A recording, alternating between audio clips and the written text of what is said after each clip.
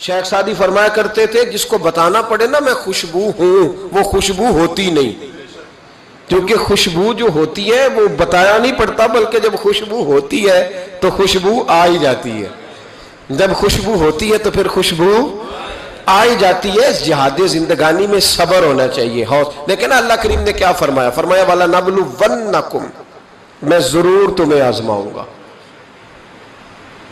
میں ضرور تمہیں، نامی کوئی بغیر مشقت نہیں ہوا، 100 بار جب کٹا تب جا کر نگی ہوا، میں ضرور تمہیں آزماؤں گا۔ کس طرح؟ بشیء من الخوف والجوع ونقص من الاموال والانفس والثمرات، فرمایا میں تمہیں خوف سے آزماؤں گا، میں تمہیں بھوک سے آزماؤں گا، میں تمہیں مالوں جانوں اور پھلوں کی کمی سے آزماؤں گا۔ پھلوں کی کمی کیا ہے؟ والثمرات کیا ہے؟ اس پر مفسرین نے بڑا کچھ لکھا ہے، کہتے ہیں کہ جو والثمرات ہے نا، پھلوں کی کمی، اس سے ایک مراد تو یہ ہے کہ انسان کے مال میں نقصان ہو جاتا ہے، لیکن ایک مراد اس سے یہ ہے والثمرات سے کہ پھل نتیجے کو کہتے ہیں، پھل رزلٹ کو کہتے ہیں۔ کہتے ہیں نا مجھے اس کا پھل بڑا ملا ہے، تو پھل سے مراد وہاں سیب نہیں ہوتا، پھل سے مراد وہاں انگور نہیں ہوتا، وہاں پھل سے مراد رزلٹ ہوتا ہے۔ تو فرمایا والثمرات، میں تمہیں پھلوں کی کمی سے آزماؤں گا، یعنی تم بڑی محنت کرو گے، بالکل صحیح چلو گے، حق پہ ہوگے، لیکن نتیجہ تمہاری مرضی کا نہیں آئے گا، رزلٹ تمہاری کو نہیں سمجھ آئی آپ کو میری بات، رزلٹ تمہاری مرضی کا۔ والثمرات، میں اس رزلٹ سے تمہیں آزماؤں گا، محنت تم میری مرضی کی کرو گے، نتیجہ تمہاری مرضی کا نہیں، وہ بھی میری مرضی کا۔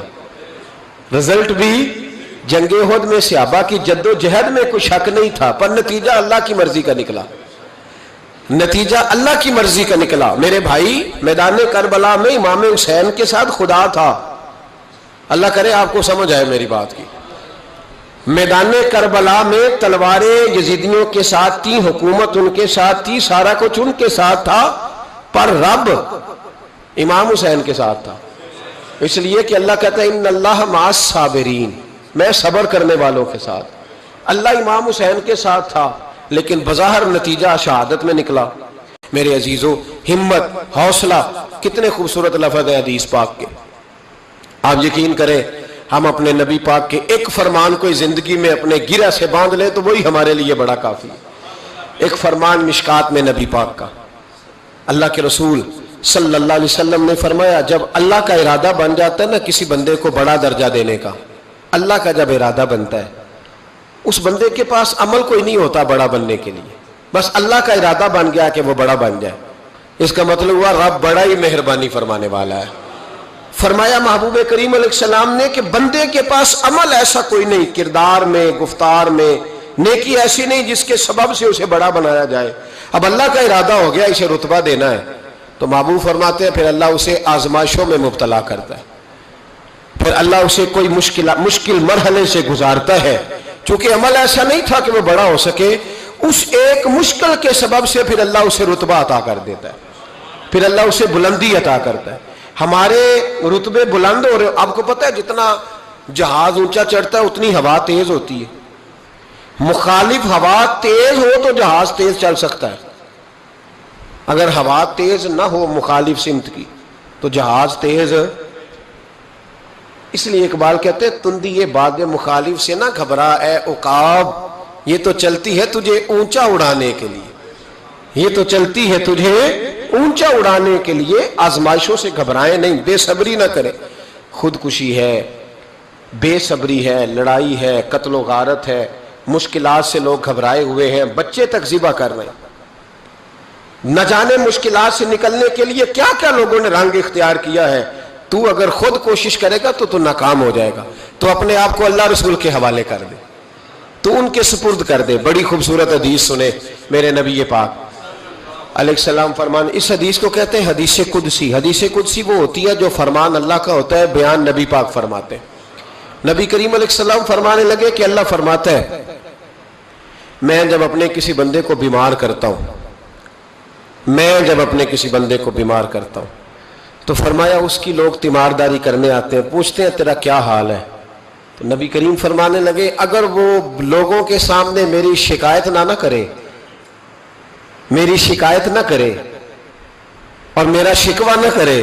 کچھ لوگ شکوہ کرتے ہیں نا, کہتے ہیں دیکھو جی مجھے بیمار کر دیا ہے, میں کتنا بیمار ہوں. فرمایا اگر وہ عیادت کرنے والوں کے سامنے میری شکایت نہ کرے تو میں اس کے خون سے بہتر خون اسے عطا کر دیتا ہوں, اور اس کے گوشت سے بہتر گوشت اسے عطا کرتا ہوں. اور فرمایا جب وہ قیامت کے دن آئے گا تو میں اسے بغیر حساب کتاب جنت عطا کر دوں گا. دنیا میں شفا بھی کامل دوں گا, یعنی پچھلے خون سے بہتر خون ملے گا, پچھلے جسم سے بہتر جسم ملے گا. ہمارے ہاں شکایات کا دروازہ کھل جاتا ہے. دیکھو جی میں نے تو کوئی گناہ ہی نہیں کیا, میں کیسے بیمار ہو گیا, میں نے تو کوئی ظلم نہیں کیا, میں کیسے بیمار ہو گیا. او بھائی رب تیرے درجات بلند فرمانا چاہ رہا ہے, اللہ تبارک و تعالیٰ تجھے بلندیاں دینا چاہ رہا ہے, اور تو یہاں کمزور پڑ گیا ہے. تمام انبیاء کرام کی زندگی میں آزمائش, تمام صحابہ کی زندگی میں آزمائش, اہل بیت سارے آزمائش سے گزرے, اولیاء اللہ سارے آزمائش سے گزرے. جو آدمی چاہتا ہے نا کہ میں بڑے سکون میں رہوں اور میں کوئی درجہ بھی پا جاؤں, یہ کام اتنا آسان ہے. ہم سارے محبوب بن کے جینا چاہتے ہیں. میں محبوب ہوں جی, میں لاڈلا ہوں جی, سارے لاڈلے, سارے لاڈلے. لاڈلا وہ نہیں ہوتا جو فرنٹ سیٹ پہ بیٹھا ہوتا ہے, لاڈلا وہ ہوتا ہے جو جھاڑو دے رہا ہوتا ہے. لاڈلا وہ ہوتا ہے جو لنگر کھانے میں تپ رہا ہوتا ہے, روٹیاں پکا رہا ہوتا ہے, وہ لاڈلا ہوتا ہے. جو اچھا دستار پہن کے اور اچھی ویسٹ کوٹ پا کے فرنٹ سیٹ پہ آتے ہیں نا, تصویریں جس کی زیادہ آتی ہیں, وہ لاڈلا, اس لیے کہ وہ تو پکی پکائی پہ آیا ہے, پکی پکائی.